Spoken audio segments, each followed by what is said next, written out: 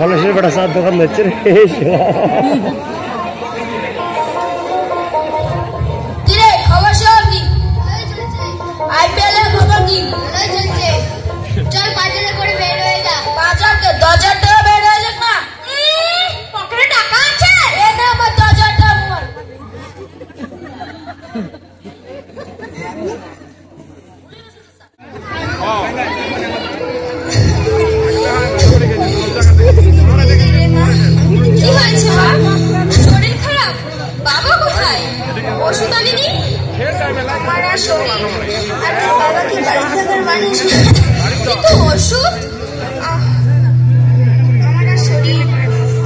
বাবা তো মদ খেয়ে খেয়ে জুয়া খেলে খেলে সংসারটা ছাড়খাড় করে দিয়েছে।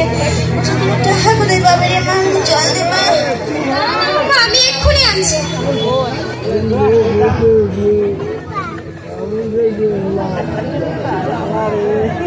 এই নাও মা জল।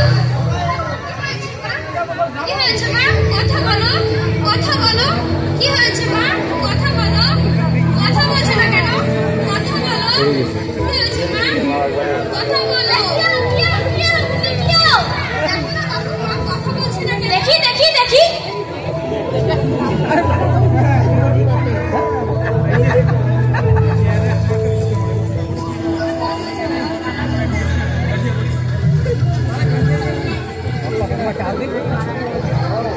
তোমার মা আর বেঁচে নেই। মা, তুমি আমাকে ছেড়ে চলে গেলে মা। তোমাকে ছাড়া আমি বাঁচবো কি করে মা? তুমি আমাকে ছেড়ে চলে গেলে মা।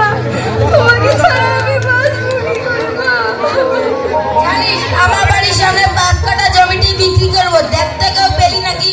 ও তাই? আরে চিন্তা করিস না, চিন্তা করিস না, হয়ে যাবে হয়ে যাবে। ও দাদা, তুমি জানো তো বিক্রি করে শেষ করে দিলে এটা ভবিষ্যতের জন্য কিছু তো রাখো। আমার মেয়ের চিন্তা দরকার নিতে হবে না। ঠিক আছে দাদা, ঠিক আছে, ভালো কথা বললাম, সেটা খারাপ হয়ে গেল।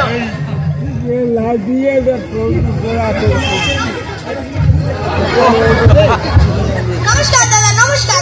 কিসের একটা আলোচনা? নমস্কার ঘটক মশাই। বলি মেয়েটার বিয়ে দিয়ে দাও, ভালো ছেলে আছে, মা বাবার একমাত্র ছেলে, টাকা পয়সার কোনো অভাব নেই।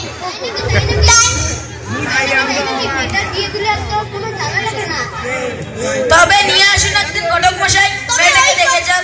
তবে ওই কথাই রইল, আজ তবে চলি। নমস্কার। তোকে ছেলের বাড়ির লোক দেখতে আসবে, বাড়ি ঘর গুছিয়ে করিয়ে নে। এসব কি বলছো বাবা? বিয়ে আমি এখন করবো না, আগে পড়াশোনা করে নিজের পায়ে দাঁড়াই, তারপর আমি যা বলছি তাই কর। না বাবা, বিয়ে আমি এখন করবো না। আমার মুখের উপর কথা, মেয়ে মাসে তো প্রশ্ন করে লাভ নেই।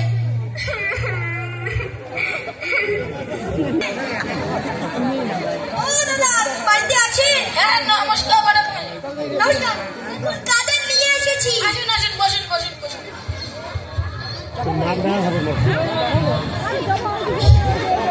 তবে আলাপ করি।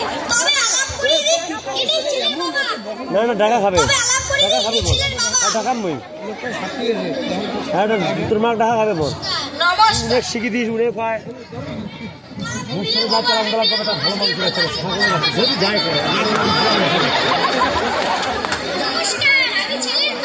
নমস্কার।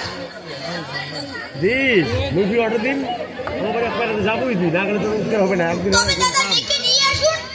মুন্নি, মুন্নি, চলো রে মা। না বসো মা, বসো বসো।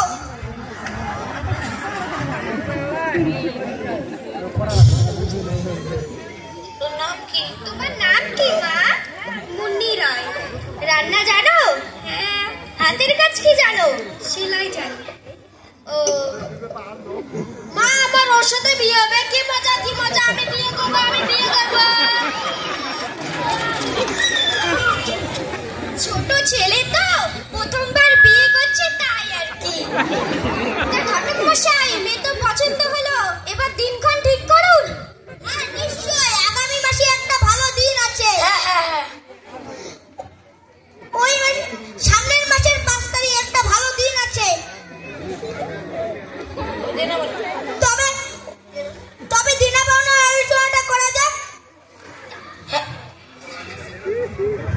আমাদের তো টাকা পয়সার কোনো অভাব নেই। ওই মেয়েকে 5 ভরি সোনা আর নগদ 5 লক্ষ টাকা দিলেই হবে। আর ভাতিজার কথা কি বলবো, ওগুলো তো দেবেনি। ও ভালো কথা, ছেলেকে 2 ভরি সোনার চেন আর একটা আংটি দিলেই হবে। ছেলে আমার ভারী চেন ছাড়া পরতেই পারে না। তবে ওই কথাই রইল, পরের মাসের 5 তারিখ আজ তবে উঠি। নমস্কার। আমি যাব না, আমি যাব না, আমি বিয়ে করব, আমি বিয়ে করব, আমি যাব না, আমি যাব না, আমি যাব না। সোনার ছেলে হিরে টুকরো আমার। আপনারা দেখলেন পাত্রকে, অর্থাৎ বাবা শুধু মেয়েকে বিয়ে দিয়েই যেন সবকিছু উদ্ধার হয়ে যাচ্ছে, এই চিন্তা ভাবনা রেখে মেয়ের ইচ্ছের বিরুদ্ধে বিয়ে দিয়ে দিল। কিন্তু মেয়ের ইচ্ছে ছিল পড়াশোনা করে মানুষের মতো মানুষ হওয়ার, অর্থাৎ সমাজে কিছু করার। কিন্তু সে মেয়েটার হতভাগ্য, মেয়েটার কপালে সেটা জুটলো না, জোরপূর্বক তাকে বিয়ে দেওয়া হলো। এবার দেখবেন বিয়ের পরে ঘটনা কি হলো।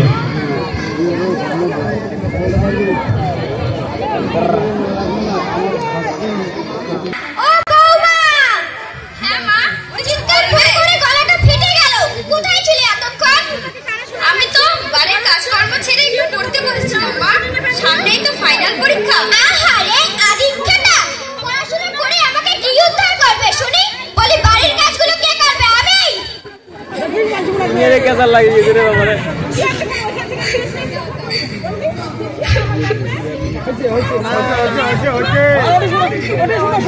আরে বাবা ক্যান্সেল করেন না।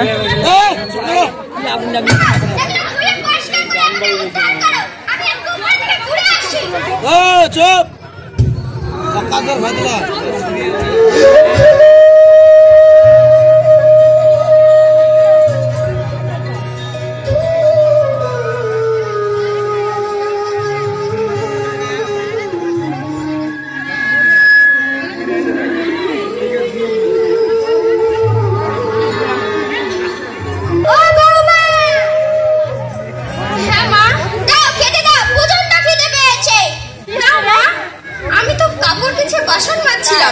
এইটুকু সময় আমি এতগুলো কাজ কিভাবে করব? আহারে বাড়ির কাজগুলো কে করবে? আমি। যাও বেরিয়ে যাও, এতই যদি অসুবিধা যাও বাপের বাড়িতে বলো কাজের লোক পাঠাতে। যাও। মরে যাবো মা, লাগছে মা, মরে যাবো মা। আদিক্ষেতা, যাও বেরিয়ে যাও, কাজের লোক নিয়ে তারাই ফিরবে।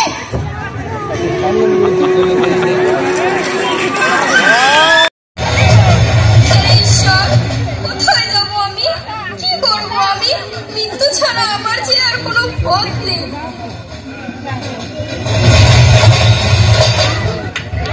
এটা কি করেছিল মা? আত্মহত্যা যে মহাপাপ। কে আপনি? কেনই বা আমাকে বাঁচালেন? শান্ত হও মা, শান্ত হও মা, শান্ত হও। আত্মহত্যা কোনো সমস্যার সমাধান হতে পারে না, লড়াই করে বাঁচার নামই জীবন। আপনি খুব সহজেই বললেন কথাটা। যদি আমার সম্পর্কে জানতেন তবে এভাবে বলতে পারতেন না। হা হা হা, ঠিকই বলেছো মা। তবে শোনো, আমি এক প্রত্যন্ত গ্রাম নাটাবাড়ির রমণীকান্ত প্রাথমিক বিদ্যালয়ের শিক্ষক ছিলাম। নিষ্ঠার সঙ্গে ছেলে মেয়েদের পড়িয়েছিলাম, কখনো অন্যের সঙ্গে মাথা নত করিনি। সে তো বুঝলাম মাস্টার মশাই, তার সাথে আমার কি সম্পর্ক? হ্যাঁ মা, সেটাই বলছি। আজকেই আমি জেল থেকে ফিরলাম। কাজের সূত্রে গিয়েছিলাম কোচবিহার শহরে। সেখানে গিয়ে হঠাৎ দেখলাম কলেজের ছোট্ট ছোট্ট ছেলেমেয়েরা রাস্তা পাশে দাঁড়িয়ে সিগারেট খাচ্ছে। আমি তার প্রতিবাদ করাই, উল্টে আমাকে শারীরিক নির্যাতন করে আমাকে মিথ্যে ফাঁসি দেয়। আমি একটুকুও ভেঙে পড়িনি। আমার ছিল না কোনো অর্থবল, ছিল না কোনো লোকবল, ছিল শুধু সৎ সাহস। আমাকে ক্ষমা করুন মাস্টার মশাই। অনেক স্বপ্ন ছিল পড়াশোনা করে মানুষের মতো মানুষ হয়, কিন্তু সব স্বপ্ন ভেঙে যায়। আমি খুব হতাশ হয়ে পড়েছিলাম। চলো আমার সাথে। এই বুড়ো ছেলেটার মা হয়ে থাকবে তুমি। তোমার সমস্ত স্বপ্নের দায়িত্ব শুধু আমার। মাস্টার মশাই, আপনি শুধু মাস্টার মশাই নন, আপনি স্বয়ং ভগবান। পাগলি মেয়ে আমার, ওঠো ওঠো। করে এবং এন্ট্রান্স দিয়ে কলকাতা মেডিকেল কলেজ থেকে ডাক্তারি পাশ করে কোচবিহারে একটি হাসপাতালে চিকিৎসক হিসেবে যোগ দেয়। চিকিৎসক হিসেবে তার খ্যাতি ছড়িয়ে পড়ে চারিদিকে। হাসপাতালের কাজের ফাঁকে বিভিন্ন গরিব মানুষের চিকিৎসা করে মুন্নি হয়ে ওঠে গরিবের ডাক্তার, কারো কারো কাছে স্বয়ং মা দুর্গা ডাক্তার। অন্যদিকে মুন্নির বাবা অত্যধিক মদ্যপান এবং জুয়া খেলে সমস্ত কিছু হারিয়ে পাগলের মতো জীবন অতিবাহিত করতে থাকে।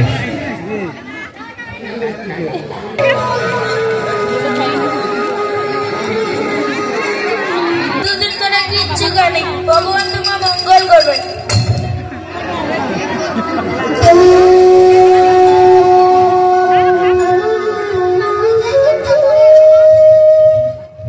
হ্যাঁ তাই তো, চল তো দেখি গিয়ে। জ্বরে তো কপাল পুড়ে যাচ্ছে, তাড়াতাড়ি দুর্গা মায়ের কাছে নিয়ে যেতে হবে। হ্যাঁ মা দুর্গা, আমাদের শহরের এক ডাক্তার দিদিমণি।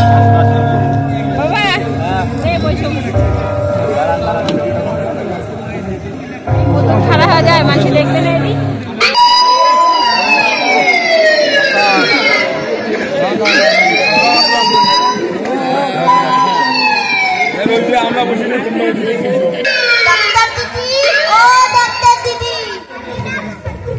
হ্যাঁ নিয়ে আসুন এনাকে, সাবধানে সাবধানে।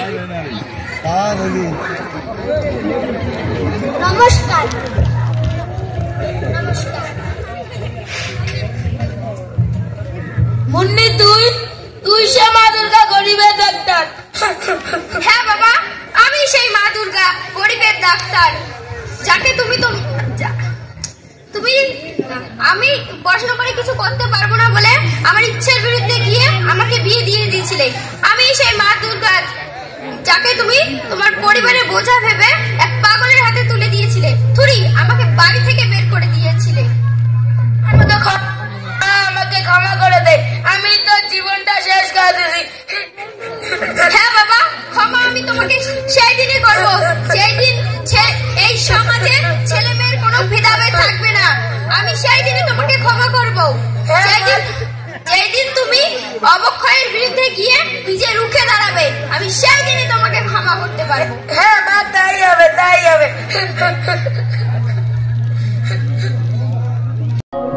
ছোট্ট ছোট্ট ছেলে মেয়েদের পরিবেশিত নাটক অবক্ষয়, ওদের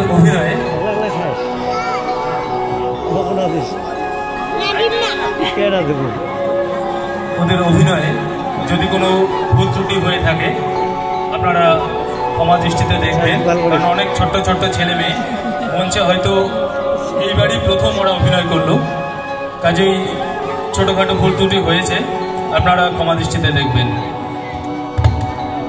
ধন্যবাদ।